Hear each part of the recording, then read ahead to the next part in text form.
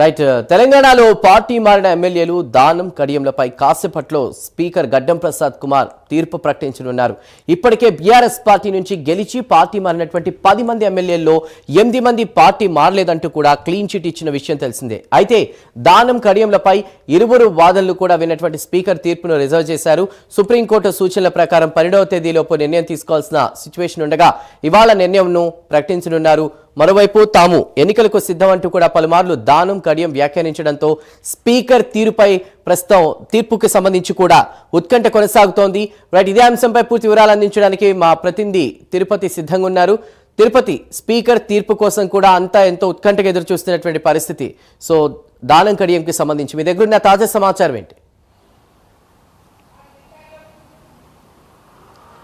చందు, తెలంగాణలో పార్టీ ఫిరాయింపు ఇచ్చినటువంటి ఎమ్మెల్యేల వ్యవహారం క్లైమాక్స్కు చేరింది. ఈరోజు కాసేపట్లోనే స్పీకర్ తీర్పు ఇవ్వబోతా ఉన్నారు. తీర్పు ఎట్లా ఉండబోతుంది, అనర్హత వేటు వేస్తారా, క్లీన్ చిట్ ఇస్తారంటూ కూడా తెలంగాణ రాష్ట్ర రాజకీయాల్లో ఆసక్తికర చర్చ అయితే కొనసాగుతుంది. 10 మంది ఎమ్మెల్యేలు మారిన నేపథ్యంలో అనర్హత పిటికి సంబంధించి ఇప్పటికే 8 మందికి సంబంధించి స్పీకర్ నిర్ణయం తీసుకుని క్లీన్ చిట్ ఇచ్చారు. కానీ మిగతా 2 ఎమ్మెల్యేలకు సంబంధించి ఎటువంటి నిర్ణయం ఉండబోతా ఉంది, స్పీకర్ ఎటువంటి తీర్పు ఇవ్వబోతారని రాష్ట్ర రాజకీయాల్లో ఆసక్తికర చర్చలు అయితే కొనసాగుతున్నాయి. ఖైరతాబాద్ ఎమ్మెల్యే దానం నాగేందర్ సంబంధించినటువంటి తీర్పు ఎట్లా ఉండబోతుంది, స్టేషన్ ఎమ్మెల్యే కడియం శ్రీహరి సంబంధించినటువంటి తీర్పు ఎట్లా ఉండబోతుందంటూ కూడా సామాన్య జనంతో పాటు రాజకీయ వర్గాల్లో తీవ్ర చర్చ అయితే కొనసాగుతున్నటువంటి పరిస్థితి కనబోతుంది. గత కొద్ది రోజులుగా ఇదే అంశానికి సంబంధించి బీఆర్ఎస్ వర్సెస్ కాంగ్రెస్ పార్టీ నేతల మధ్య డైలాగ్ వారు కొనసాగినటువంటి పరిస్థితి. ప్రజెంట్ ఇప్పుడు నేను హన్మకొండ నగరంలోని కడియం శ్రీహరి ఇంటి దగ్గర చూడొచ్చు. ఇక్కడంతా కూడా సైలెంట్ మోడ్లో ఉన్నటువంటి పరిస్థితి కనబోతుంది. ప్రజెంట్ ఇప్పుడు స్టేషన్ ఎమ్మెల్యే కడియం శ్రీహరి కావచ్చు, ఎంపీ కావ్య, మిగతా కాంగ్రెస్ పార్టీకి సంబంధించిన కొంతమంది నేతలంతా కూడా హైదరాబాద్లో ఉన్నటువంటి పరిస్థితి కనబోతుంది. ఇక్కడ హన్మకొండ నగరంలోని కడియం శ్రీహరి ఇంటి దగ్గర మాత్రం ఎటువంటి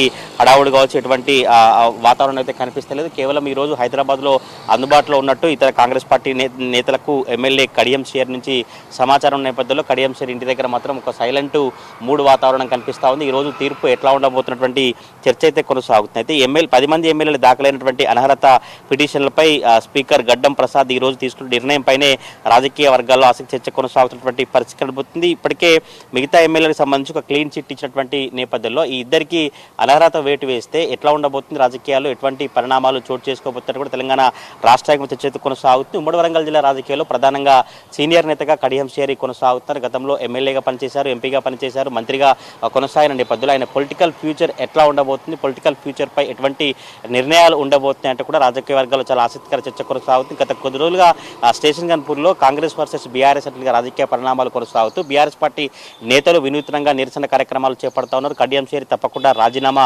చేయాలి, కడియం శ్రీహరి రాజీనామా చేసి వచ్చి మళ్ళీ పోటీ చేయాలన్నటువంటి విషయాన్ని బీఆర్ఎస్ పార్టీ సీనియర్ నేతలు కావచ్చు, తాటికొండ రాజయ్య చెప్తూ డిమాండ్ చేసినటువంటి పరిస్థితి కనబడుతుంది. గత కొద్ది రోజులుగా ఈ విచారణ కొనసాగుతున్న సందర్భంలో కావచ్చు, మాకే తప్పకుండా న్యాయం జరుగుతుంది, బీఆర్ఎస్ పార్టీకి అన్యాయం చేసి పార్టీ కార్యకర్తల కష్టాన్ని వమ్ము చేసి కడియం శ్రీహరి కాంగ్రెస్ పార్టీలో జాయిన్ అయ్యారంటూ కూడా బీఆర్ఎస్ పార్టీ సంబంధించినటువంటి తాటికొండ రాజయ్య కావచ్చు, మిగతా నేతలంతా ఆగ్రహం వ్యక్తం చేసినటువంటి పరిస్థితి కనబడుతుంది. మరి కాసేపట్లోనే స్పీకర్ నిర్ణయం తీసుకోబోతున్న నేపథ్యంలో ఎటువంటి నిర్ణయం రాబోతుంటే కూడా ఉమ్మడి వరంగల్ జిల్లా రాజకీయాలు కావచ్చు, స్టేషన్ గన్పూర్ బీఆర్ఎస్ కాంగ్రెస్ నేతలైతే చాలా ఆసక్తికరంగా ఎదురుచూసినటువంటి పరిస్థితి కనబడుతుంది. అయితే కడియం శ్రీహరి కాంగ్రెస్ పార్టీలో జాయిన్ కాలేదు, కానీ బీఆర్ఎస్ పార్టీలోనే ఇంకా కొనసాగుతున్న, సభ్యత్వానికి రాజీనామా చేయలేదు, కాంగ్రెస్ పార్టీ సభ్యత్వం తీసుకోలేదంటూ కూడా ఆయన క్లియర్గా చెప్పినటువంటి పరిస్థితి కనబడుతుంది. కానీ పార్లమెంట్ ఎన్నికల సమయంలో కూతురుకు కాంగ్రెస్ పార్టీ టికెట్ తీసుకొచ్చి ప్రచారం కొనసాగించి కాంగ్రెస్ పార్టీకి ఓటేయాలంటూ ఆయనే ప్రచారం చేసినటువంటి వీడియో క్లిప్లు కావచ్చు, అవన్నీ కూడా డాక్యుమెంట్స్ స్పీకర్ దృష్టికి బీఆర్ఎస్ పార్టీ సంబంధించినటువంటి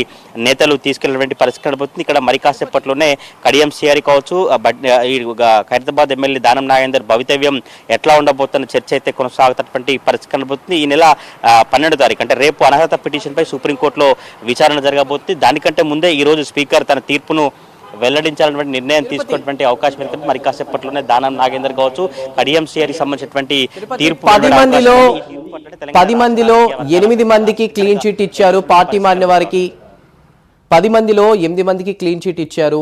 ఇద్దరికి సంబంధించి కూడా నిర్ణయాన్ని రేపటి వరకు టైం ఉన్నాయి, వాళ్ళు ప్రకటించే అవకాశం ఉందన్నా కూడా మరోవైపు వారిద్దరు కూడా మొదటి నుంచి చెప్తుంది ఎన్నికలు ఎప్పుడున్నా కూడా సిద్ధం అంటూ చెప్తున్నారు. సో దీన్ని ఎలా చూడాలి?